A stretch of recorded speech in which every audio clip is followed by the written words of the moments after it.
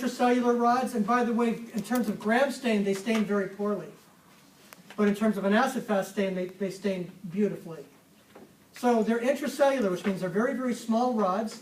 And by the way, they're small rods that like to live in the cells in the lungs. And by the way, they even like to live inside white blood cells. Did you know that?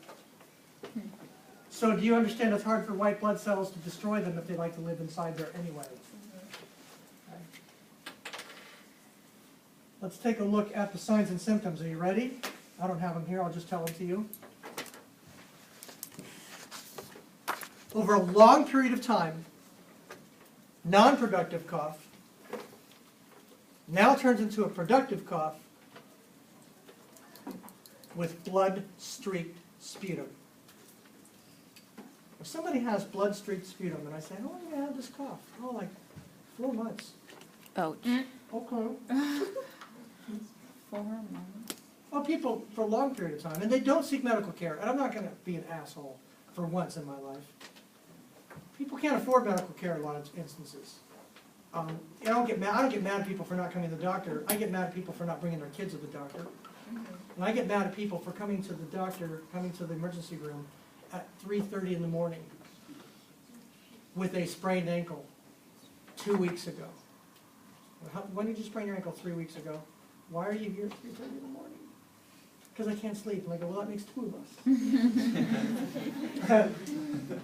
Anyway, so they don't make it to medical treatment because they don't have money. So let's take a look at a couple things here. Primary, secondary, and extrapulmonary TB.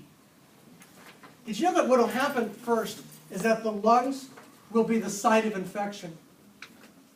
White blood cells will go to the lungs. These organisms like to live inside the white blood cells. Guess what the white blood cells do? They actually course through the bloodstream carrying the organism. Did you know that actually you'll have more tuberculosis in the white blood cells than you will in the lungs?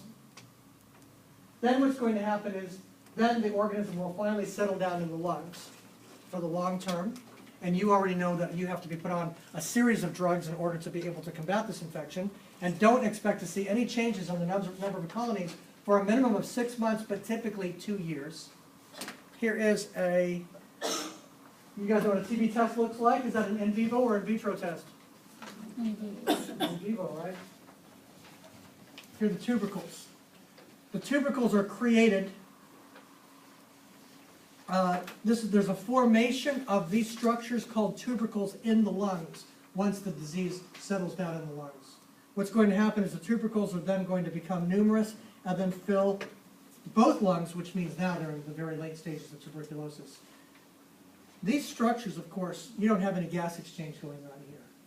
So you can understand how you die from tuberculosis because now you're going to lack the ability for gas exchange.